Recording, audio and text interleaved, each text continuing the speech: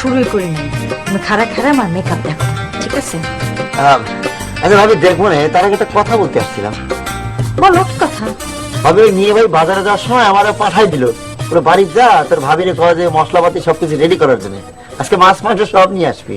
Forget big brother, তুমি এখন দেখো আমি কি করে মেকআপ করি, তোমার ভাইকে আমি ম্যানেজ করবো। তাহলে ঠিক আছে, সাজো।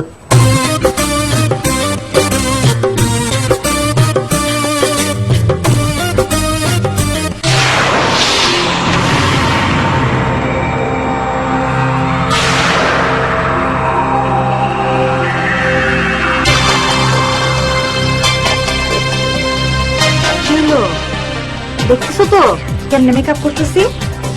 বিউটি কুইন লাগতেছে না আমারে?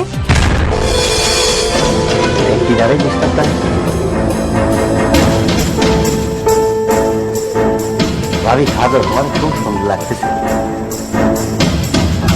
কারে ভাবিরি ভাবিরে না, বাম দিকে ছায়া দেখি না।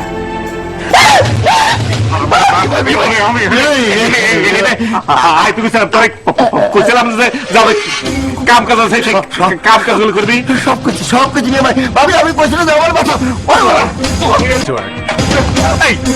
তোরে বলছিলাম না যে আমি মশলা এসতেছি, তোর বাবেরই কবি যে মাংসের মশলা মাছের মশলা তোর করছি না হারাম দাদা।